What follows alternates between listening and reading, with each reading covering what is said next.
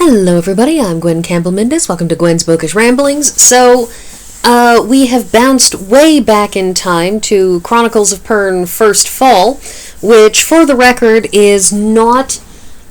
It's not the story of the first settlers to Pern. There is a book that is the proper story of the settlement of Pern, which is called Dragonsdawn, and that's the story of people landing on Pern and then finding out that there is a highly aggressive fungus that comes out of the sky and kills you every 200 years. But this is not that. This is... I was, just sort of running my finger down the metaphorical shelf and decided this was the next one that I felt like reading. Again, I'm reading these in whatever order they come to hand this time. So, the next one that I pick may be from quite a different, sector of time, just because, I'm just picking stuff as I feel like it. So, this is an interesting little one because this book, this is a collection of novellas. These aren't short stories, they're too long to be short stories, but they're not long enough to be full novels, full standalone novels. So what we have is, the first novella is the story of the exploration team that first explored Pern, and also how Pern got its name, because Pern is in fact an acronym.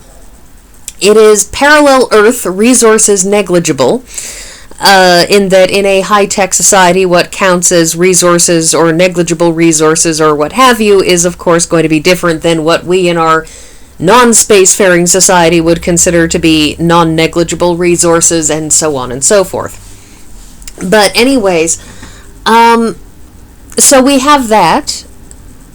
We have the story of the establishment of Ruatha Hold, because what we know is based on the conglomeration of bits and pieces of history that have come down across the years of Pern that get discussed in, Dragonflight and so on and so forth. Fort Hold is the first hold, but that there were others that eventually got settled, and it turns out Ruatha is third, if I'm recalling correctly. I may be misremembering the book. Bowlhold is the second for reasons. Anyways, so what happens, though, is the second book we get the story of Red Hanrahan.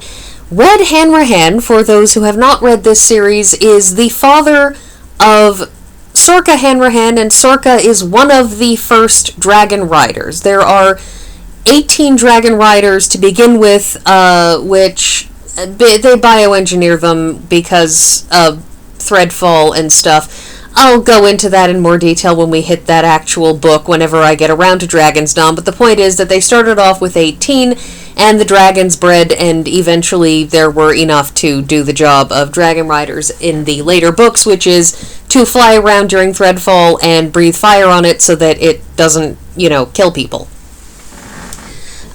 So Sorcha's father is thus an important tertiary character, and so Ruatha Hold is set up as being, or at least I had always called it Ruatha Hold just in my head.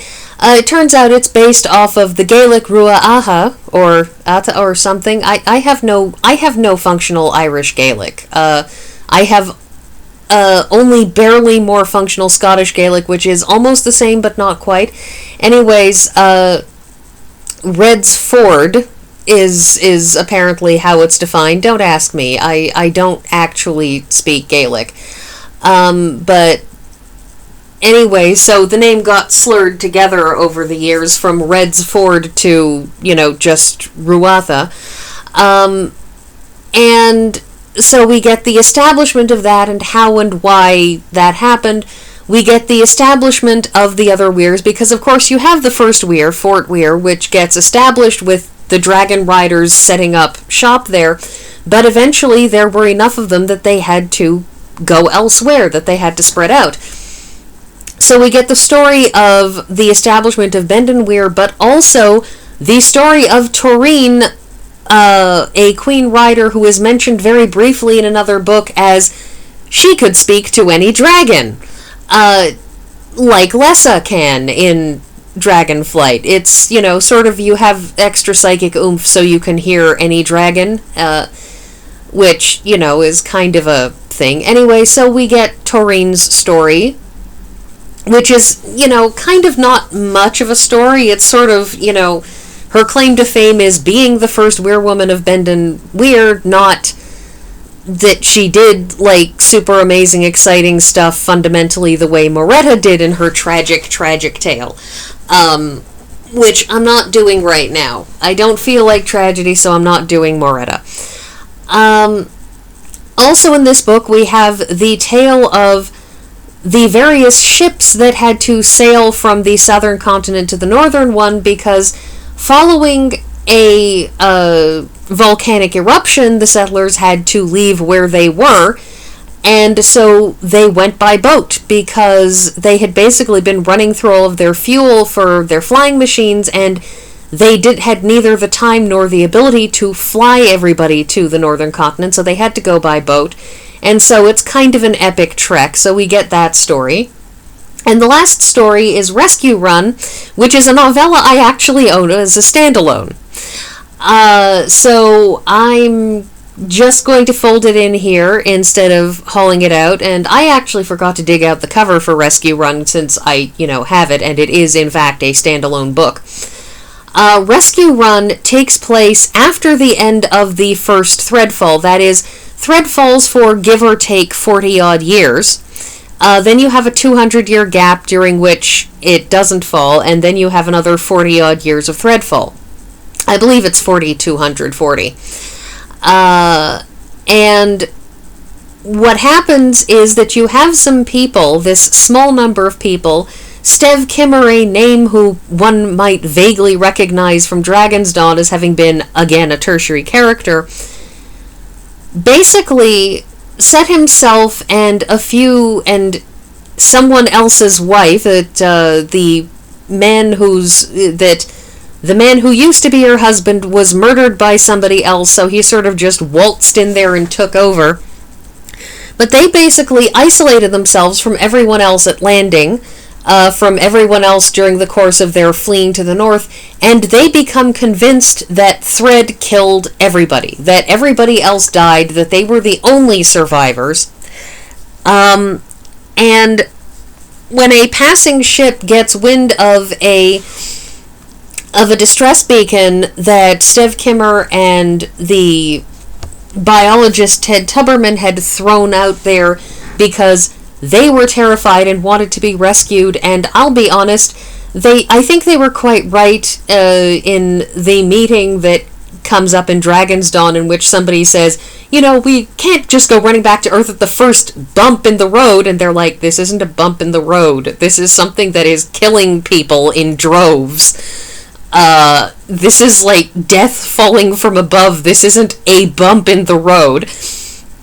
Anyways, but they sent out a distress beacon, and so a passing exploratory vessel comes to check it out, and because everyone else had gone extremely low-tech simply by virtue of not having the ability to devote resources to maintaining higher technology, they don't realize that there are survivors up north, and so they basically willingly collect Stev Kimmer and the various children that he had and grandchildren over the years and collect them to rescue them.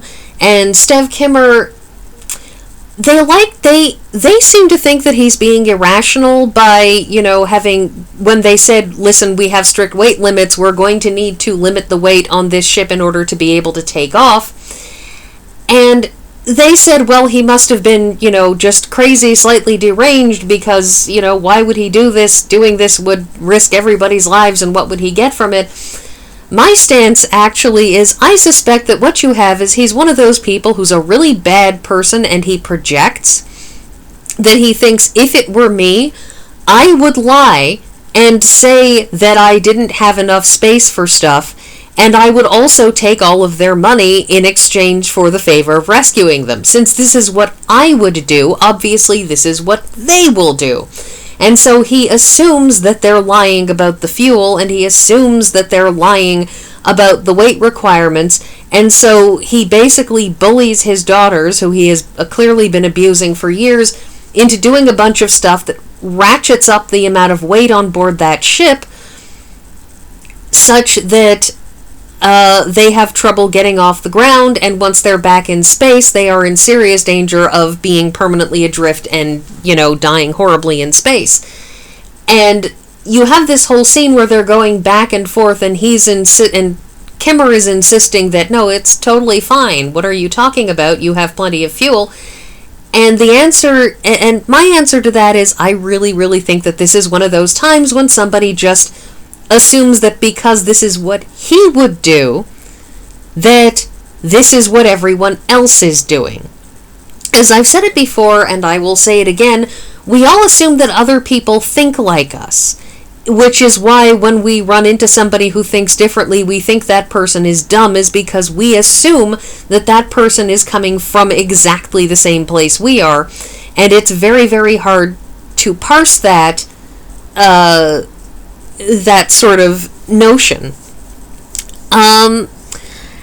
And this can have a very bad knock-on effect when somebody projects something that is what they would do when it's really genuinely not what somebody else would do. In this case, he's absolutely certain that he would have lied about how much fuel they had and how much fuel they needed, and he's absolutely sure that, in that position he would have lied about, what they're owed and all that kind of stuff. And so, because he would do it, he thinks they'll do it. Anyway, so it's an interesting little story that ends with the whole system being placed under interdict, which is interesting just because it explains how Pern manages to evolve all of those centuries, thousands of years, literally thousands of years pass without Earth ever coming to look in on them. And you'd think they would at some point, because the initial landing, they had planned on being a colony, but it doesn't mean somebody isn't going to say, let's send somebody out, to check up on them periodically. We'll have exploratory ships wandering past. Let's, make sure those exploratory ships check on stuff. And the fact that they were left alone for thousands of years, it's explained by this novel, which says they determined that everybody had died because of threadfall, there were no survivors, and we should place the system under interdict so that nothing gets loose. So that, we don't have other people dying. And it's a very, very interesting thing. It's interesting, as sort of just this idea to explain that potential logical flaw, but it's also just, kind of this interesting outside look at just the things that were going on outside of the main characters. This is, after all, kind of like Norilke's story, sort of a Lower Decks novel. I'm not sure that Taurine really counts as Lower Decks, but this is a lot of stuff that's going on in and around and outside of the main characters. And, it's an interesting, entertaining gap filler for a novel that I haven't talked about yet. So I'm going to pretty much wrap it up here, and at some point I'll even read Dragonsdawn and reread Dragonsdawn and get back to you all on that. So that's all I have to say, and I will see you all next week.